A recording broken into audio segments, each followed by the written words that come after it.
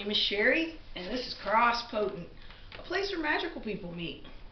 And this is my little home office desk where I study my books. This is a very good book, Book of the Hoppy.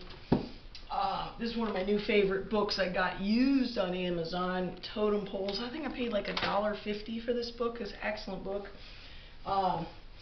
Medicine Wheel by Sun Bear, very good book. I'm always reading and trying to keep up to date on things. This video is going to be your December 2017 monthly horoscope for the Native American Zodiac.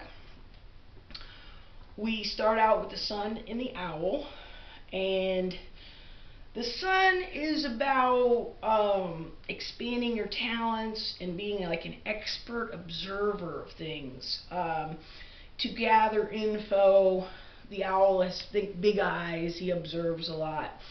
By the 20th, the Sun moves into the Goose, which is more about profiting from your talents.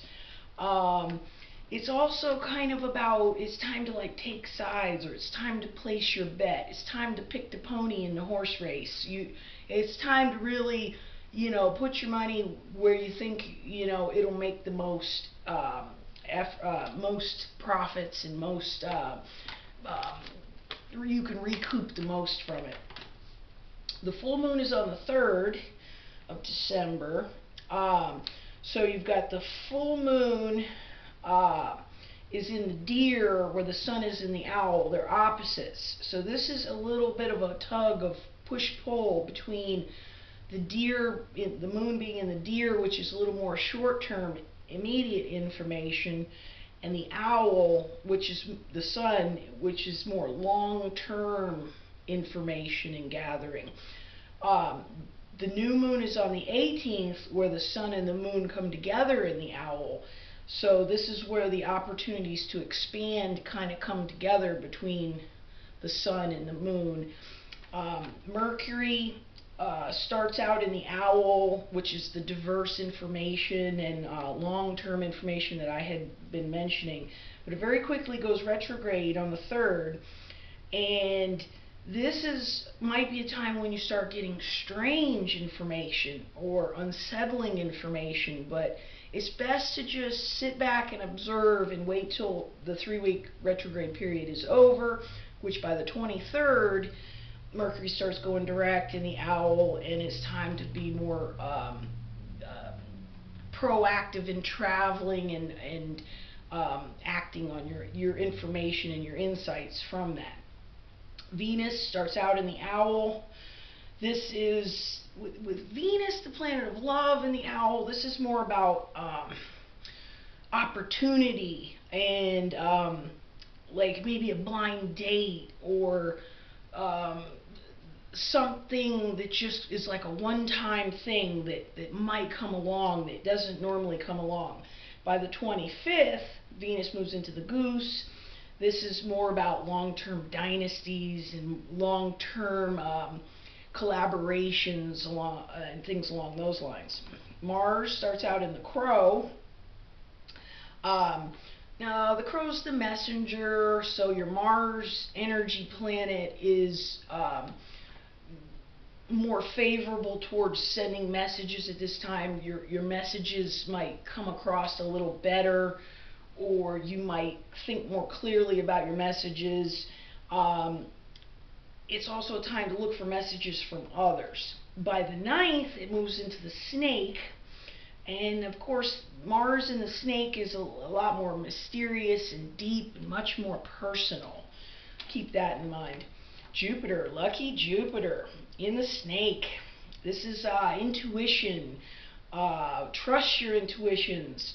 Explore your passions. Do deep research. The Snake is a very deep totem.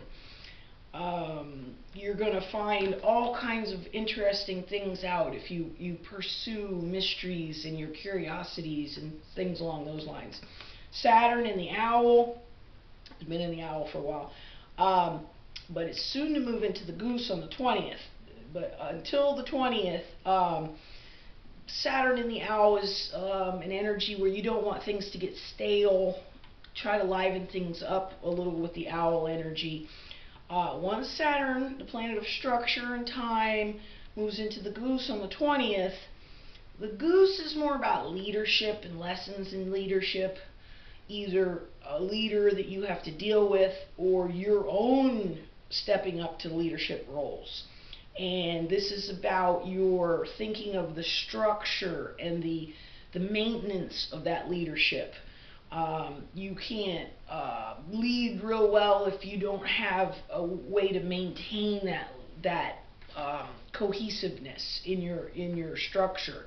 So you wouldn't want to think of it as a short-term thing. Think of it as a more long-term position that you might strive for or be placed in, and you want to maintain. This is also, the Saturn in the Goose has to do with self-promotion and taking initiative.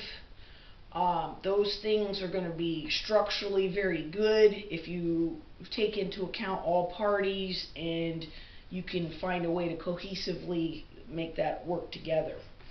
Uranus is in the Hawk, retrograde, been there for a while. This is about being a self-starter. It's the planet of chaos and unexpected events. It's a little bit about flying by the seat of your pants, and in a way, flying by the seat of your pants has a lot to do with intuition, but it also has to do with your experience. You're going to be, the Hawk is a fierce person, but the Hawk also has a lot of hunting experience. They're trained by their parents from an early age to hunt, to do what they do. So this is a lot about taking what you've learned and striking when the iron's hot, and striking when you feel it is that precise moment to take advantage of something. Neptune in the Wolf is direct. The wolf observes, but unlike the owl who observes to learn, the wolf tends to observe to improve themselves, to improve their community. Also, Neptune in the Wolf is a great time to connect with your spirit guides and to look for those kind of affirmations. Pluto is in the Goose, more of that Goose energy. It's been in the Goose for a while, so this goes very well with the Sun after the 20th and Saturn after the 20th that move into the Goose energy. So there's going to be a lot of Goose energy towards the end of the month. It's time to purge your bad motives, especially if you're taking on a leadership role. You want to definitely not have bad motives. You want to find a way that everyone can succeed and everyone can feel a part of. Don't step over dead bodies to get where you want. That's an old saying. You don't want to leave carnage in your wake, because it's going to leave a bad taste in people's mouths and they're not going to respect you as a leader. Try to find a way that everyone feels like a winner, and you will be a more successful leader in that regard. Major aspects this month: Jupiter trine Neptune on the 3rd. This is the lucky snake. Energy is in harmonious trine to Neptune, which is in spirituality and charity work, in the sign of the wolf. This is very harmonious, about intuitively knowing how to be generous and where to apply that generosity. This is also a time when the snake is kind of a hidden and secretive sign, but it's also a very mature totem. So this is in very harmonious aspects to the Neptune wolf, in showing love, showing deep compassion, true sensitivity. So the lucky Jupiter snake is in harmony with the spiritual old soul part of you, and it's a great time to help that manifest itself in your life. And I really hope you enjoyed this monthly horoscope, and I appreciate you joining me, and I hope you look forward to next month. I look forward to giving you another report next month. Until then, you can like, share, subscribe. Subscribe by clicking the subscribe button. It's free. It'll email update when I post my video. And until then, I shall see you.